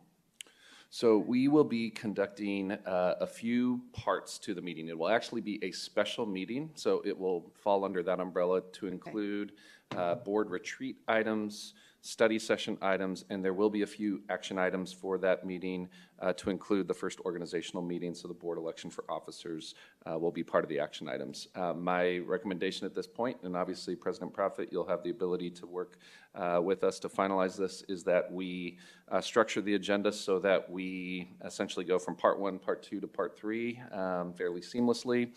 So I don't anticipate that we will necessarily have the regular start time for that meeting to be at 6. It'll probably be a couple hours prior to that. Again, that's why I wanted to make sure that we will be working obviously with the board as well as the community to identify the structure and the flow of that meeting, upon which time we're ready to publish the agenda. Okay, so the community would know that it's going to be a couple hours earlier, Absolutely. potentially? Yes. Okay, thank you.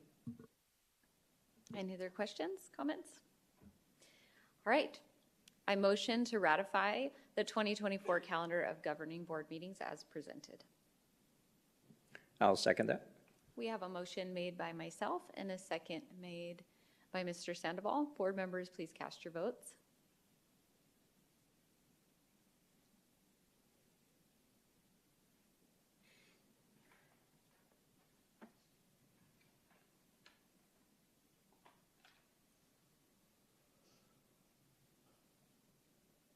Motion passes. We're going to move on to 9.3, the data sharing agreement between the Arizona Board of Regents and on behalf of the ASU Helios Decision Center for Educational Excellence and Peoria Unified School District. We'll turn the time over to Mr. Nuttall. Thank you, President Proudfit, members of the governing board. This agenda item was tabled at the November 14th governing board meeting. At that time, the governing board requested additional language to be added to the agreement, which outlined both an opt-in process for sharing of the data along with a specified time frame for the data to be kept by the decision center. The additional language has been reviewed and approved by legal counsel. The opt-in language can be located in the statement of work document, which Terry can pull up for us. Under item B, methodology, in this section, it outlines the opt-in process in which the Center for Educational Excellence will only receive data for students whose parents have approved participation. Mr. Molino's team, Peoria Unified's lead guidance counselor, and I have begun the process internally for the opt-in component, both for the short term and the long term. Additionally, section G of this same document provides the timeline for data destruction, specifying the data be destroyed after a student has enrolled in one of the participating universities or after the impact of the correspondence with prospective students can be evaluated. This time frame is approximately 1 year, as is noted in section G. Administration tonight is requesting approval of the Arizona Board of Regents data sharing agreement and statement of work as presented. Thank you. And we do have one last public comment tied to this item from board member-elect Toby. Yeah, good evening. As long as the language is there as far as having opt-in, opt-out, it seems like it is. My only position was we had this with GCU. ASU was a little bit different. I think that we should have parity and consistency throughout our contracts with higher education. Thanks. Thank you. Board members, are there any questions or comments? No, all of my comments and questions were answered prior, so thank you. Yeah, no questions. Thank you for the updates. Appreciate it. Yes, same thing. Thank you for updating that language and for ensuring that opt-in. That being said, I motion to approve the Arizona Board of Regents for and on behalf of the ASU Helios Decision Center for Educational Excellence, and the Peoria Unified School District as presented. I will second. We have a motion made by myself and a second made by Mrs. Ewing. Board members, please cast your votes.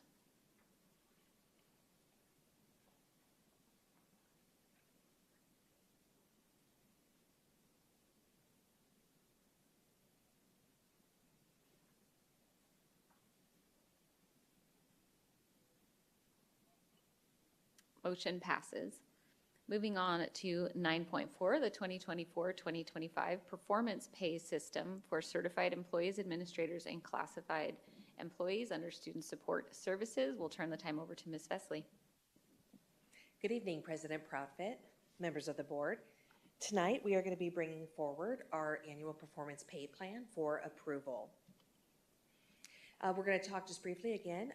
As you know, yearly, it is a statutory requirement that we bring forth the plan. We also survey our certified staff and administrators to bring that information back for you.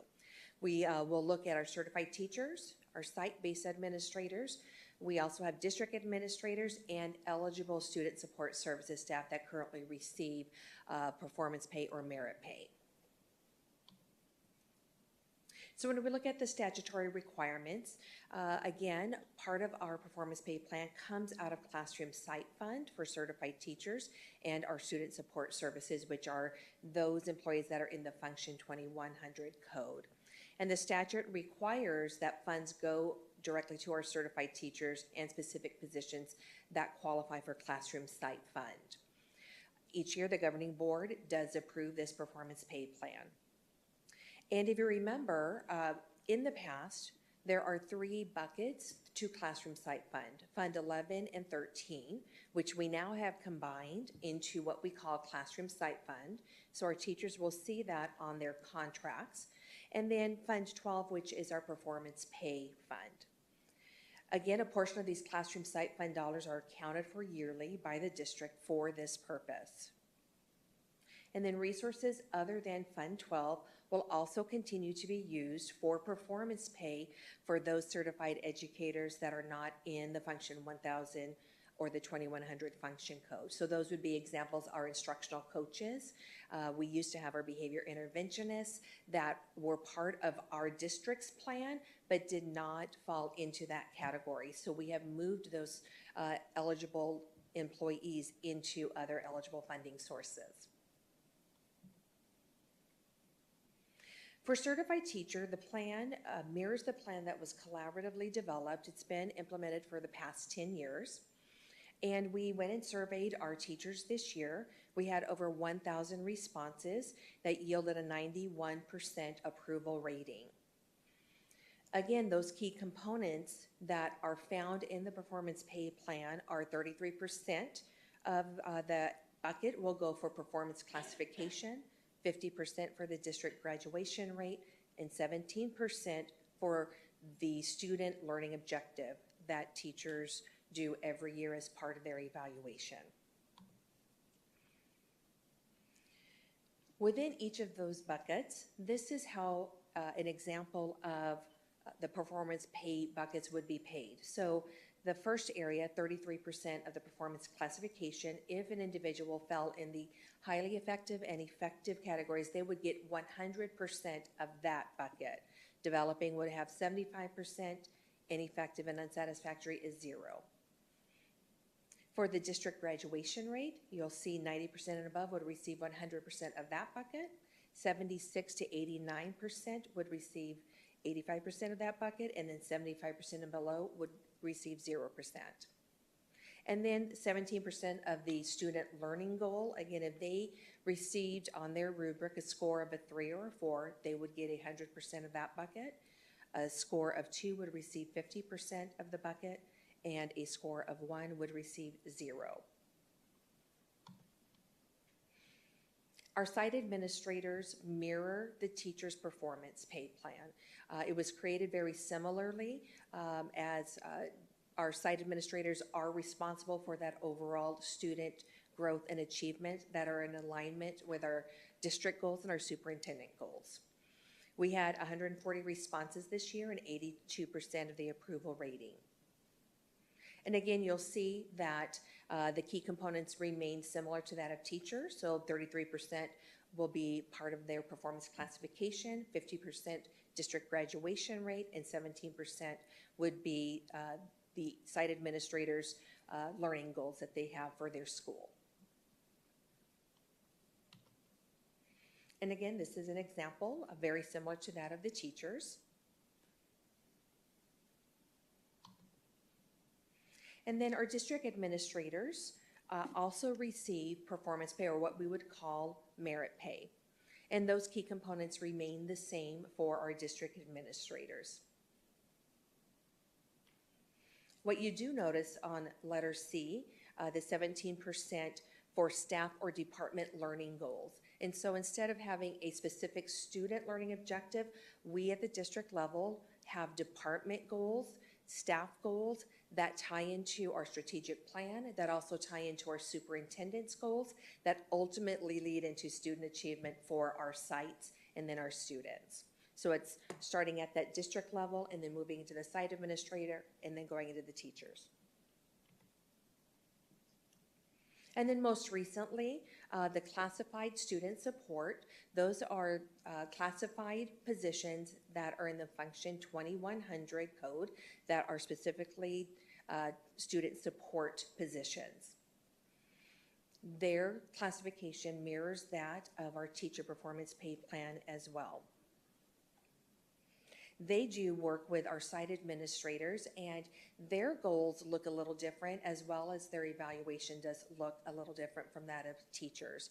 So their goal might be working with a specific grade level to increase either student achievement, working through PLCs. Sometimes they're working to call parents on attendance and behaviors, trying to get kids back in school, because we know, again, the more that students are in school, the more that they're learning, which has an impact and a direct correlation to student achievement. So they may be working on a specific task that the school needs, that the administrator needs. They may be working on a PLC plan alongside a specific grade level. They could also be doing specific PD hours that they would then bring back and or specific projects. And again, here are some examples that you might see that our classified staff would be working through for their goals.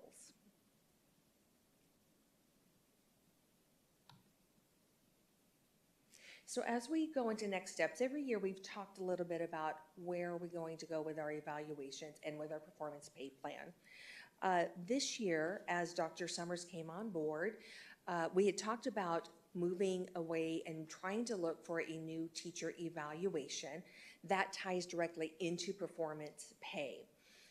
Dr. Summers came on board, and we decided to change a little bit because we wanted to really start to focus on the evaluation for district level administrators. So this year we brought on board 2 different evaluations that still has the opportunity for our learning goals at the department and staff level here at the district office.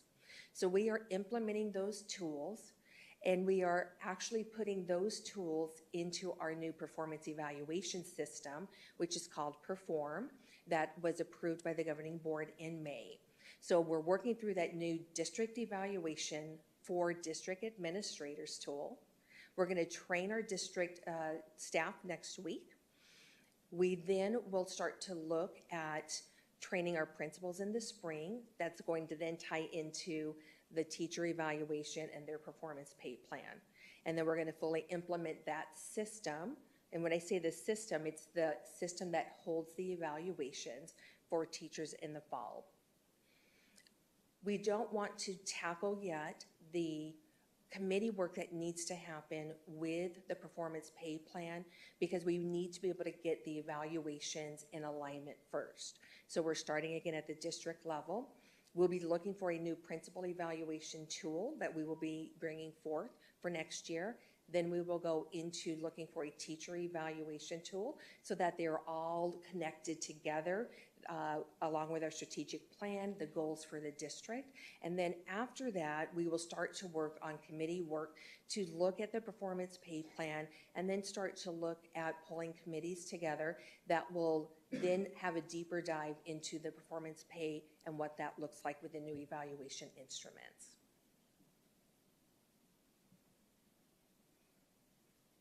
So at this time, if there aren't any questions, we are asking that administration approve the district's performance pay plan for the 24-25 school year as presented. Thank you. Board members, any questions or comments? I imagine this question comes, that you'll probably tell me, you'll be giving us that information later. But I'm just a little bit curious about the committees that would be formed later on, and if you feel like that would be a conversation for when you'll be bringing this back to us to talk more about the plan, we can do that at that time. Again, what we plan to do is we're going to do a committee with principals to look for the new principal evaluation. So that's going to include some cabinet members. It will include executive directors. And it will include principals to help us in determining that best tool that we want to bring back to the district. We will then start to pull a committee together of teachers and administrators that will help us review our next steps with our teacher evaluation. We'll have cabinet members, people from student services as well as academic services, so that we're ensuring that we are all in alignment. And then after that, we will start a task force and working with committees on digging into the performance pay plan. That would include, again, all of our stakeholders, our teachers, could include our classified staff. It'll include members of cabinet, and moving in that direction as well. Okay, great, thank you. Yeah, thank you for the complete information, and also I appreciate the inclusion of positions like our instructional coaches who do have an impact on student success, site success, and certainly overall district success. So appreciate that. Thank you. I'll say one thing that really excites me about this is I feel like it's a very cohesive plan. I like that one level mirrors the next level, mirrors the next level, and like you said, it kind of all crescendos with the superintendent goals, which we as a board, along with the superintendent, worked very hard on, get that all flushed out and sorted out. And so I like that that's being reflected on all levels. A 91% approval rating with teachers is really high. And so I appreciate that. And like I said, the more cohesive we can be, the more they know what to expect, I think the greater success that we'll have with this. So thank you very much.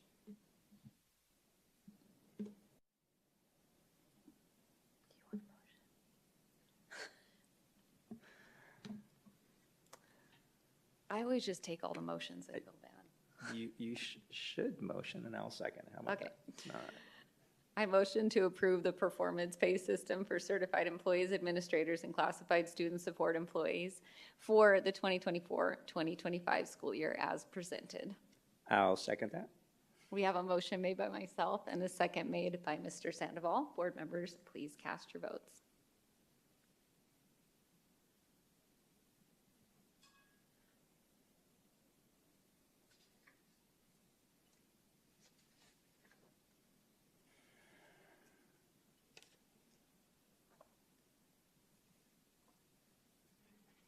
Motion passes.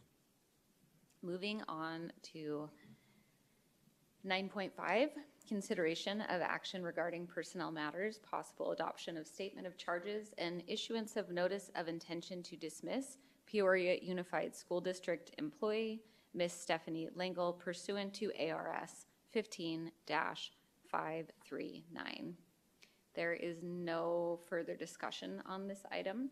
That being said, I move that the governing board adopt the statement of charges and issue to Stephanie Langle a notice of intention to dismiss her, and that if Stephanie Langle does not timely request a hearing in accordance with Arizona law, then Stephanie Langle is dismissed at the expiration of the time set forth in Arizona law with no further action of the governing board. I'll second that. We have a motion made by myself and a second made by Mr. Sandoval. Board member, please cast your votes.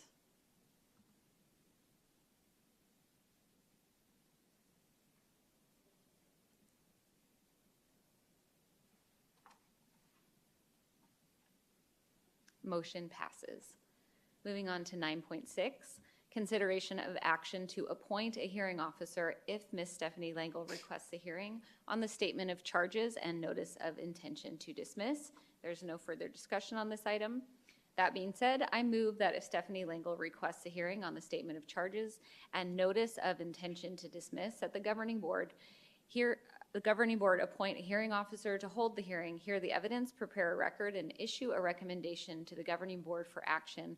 If the administration and Stephanie Langle agree on a hearing officer, then I move that we appoint that person with no further action of the governing board. If the administration and Stephanie Langle are unable to agree on a hearing officer, then I move that the board appoint the hearing officer from the list provided by the Arizona Department of Education as follows. Number 1, Ben Hufford. Number 2, Harold Murkow. Number 3, Prudence Lee. I will second that. We have a motion made by myself and a second made by Mrs. Ewing. Board members, please cast your votes.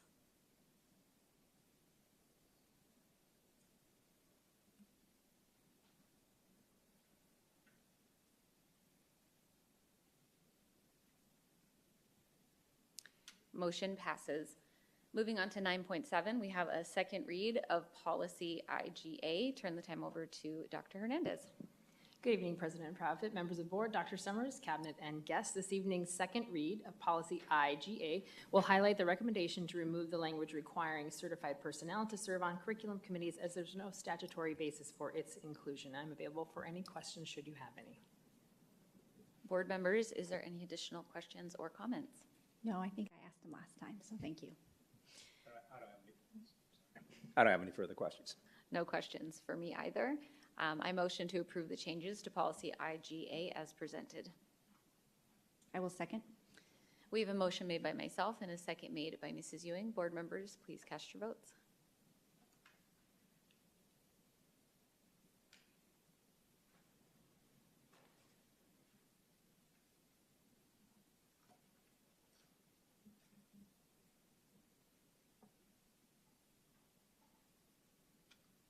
Motion passes. Moving on to 9.8, we have a second read of policy section IMG. Turn the time over to Dr. Hernandez. Good evening, President Profit, members of the board, Dr. Summers, cabinet, and guests. For this evening's second read of policy IMG, it will highlight language that is updated and clarified based on the Americans with Disabilities Act, along with ARS 11-1024, which speaks to service animals, Arizona's Administrative Code R13-13-104, which speaks to the minimum standards for school bus operations to address service animals in our schools. And I'm available for any questions should you have any. Board members, any questions or comments? No, thank you. No, I don't have any. Thank you. I don't have any further questions. Thanks. None for me. I motion to approve changes to policy IMG as presented. I'll second that.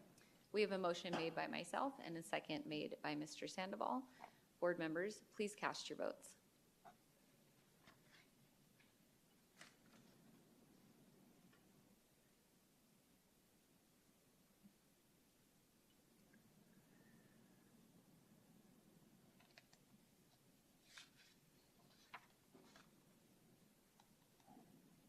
Motion passes. Moving on to 9.9, we have our final second read of JFABC. Turn the time over to Mr. Nuttall. President Proudfit, members of the governing board, just as a reminder, policy JFABC incorporates recommended changes as a result of recent amendments to the Arizona Revised Statute 15-701.04. The recommended changes in red provides language to ensure that both credit calculation and credit awarded for transfer students who are foster students is articulated. This is specific to students in grades 9 through 12. As I mentioned last month, since our high schools are on block scheduling, this process is already in place and can be found in Governing Board Policy IKF, IKFR, and IKFC. And please note that those red line policies are cross-referenced. Nothing further to add. Any questions or comments? No, thank you. I don't have any further questions. I just wanted to say I really appreciate this, ensuring educational success for some of our most vulnerable students. So I'm grateful to be able to do this tonight. I motion to approve changes to policy JFABC as presented. I will second. We have a motion made by myself and a second made by Mrs. Ewing. Board members, please cast your votes.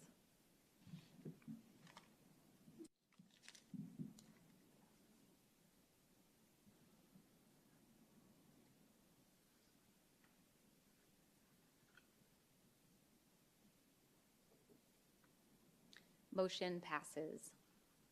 We do not have any discussion items this evening, so we'll move on to section 11, our informational reports. 11.1, we have a report on upcoming meetings and events. Anything for us tonight, Ms. Harry? President Proudfit, members of the board, nothing to add this evening. Wonderful. Moving on to 11.2, legislative, state, and local updates. Anything for us, Ms. Myers? Thank you, President Proudfit, members of the Governing Board. I do not have a report this evening. Moving on to 11.3, the district budget report for the month of October. Reminder, this can be found on our website, as well as 11.4, our district enrollment report for the month of October 2024, also available on our website. Moving on to 12.1, board member opportunity to readdress agenda items. Is there any items you would like to readdress this evening, Mrs. Ewing? Mr. Sandoval? I don't have any items. Thank you. There is nothing for me either, so we're going to move on to 12.2, request for agenda items for future governing board meetings. Anything for you tonight, Mrs. Ewing? Yes, I have a couple of things. One, first, Dr. Summers, you're probably already going to do this, but I just wanted to make sure, I feel like we as a board got an update on the transportation issue before, but if not, for what was being addressed by a community member, our newly upcoming elected Mrs. Bowles, if we can just get a Friday report on that, what her concern that was raised. I need a second. I'll second that. Okay. If I may, we anticipate as part of our agenda on January 9th going into more of that detail. I know there was a few additional questions that were raised, so we'll be sure to be comprehensive in how we address those points that have been brought forward this evening. Okay, that works.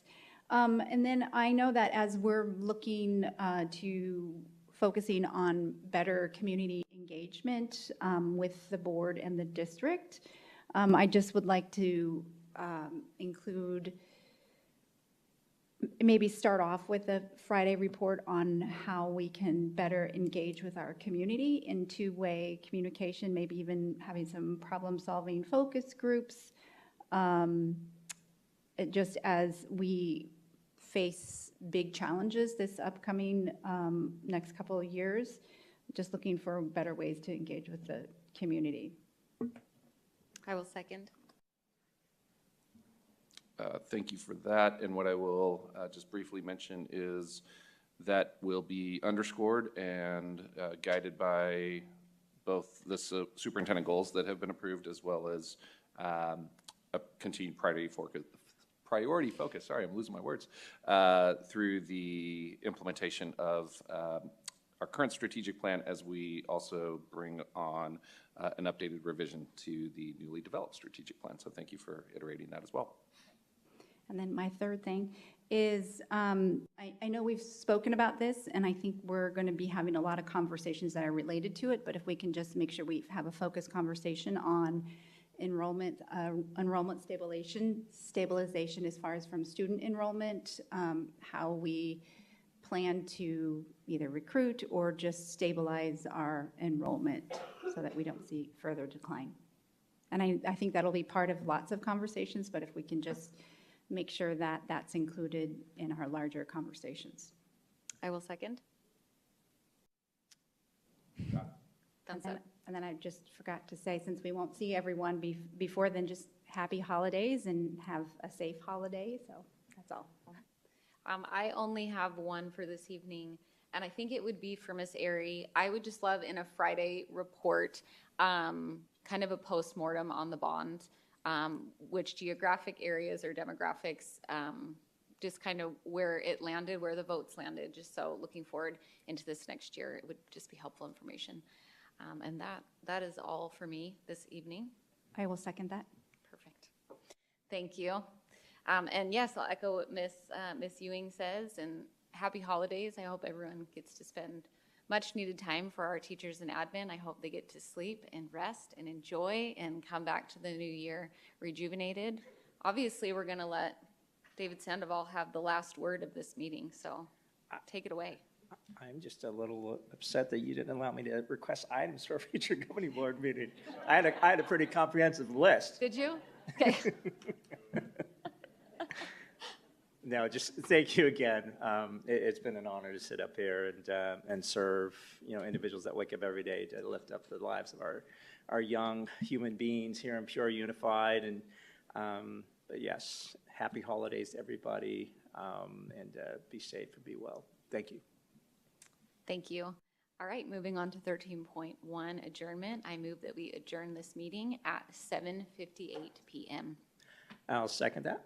We have a motion made by myself and a second made by Mr. Sandoval. Board members, please cast your votes.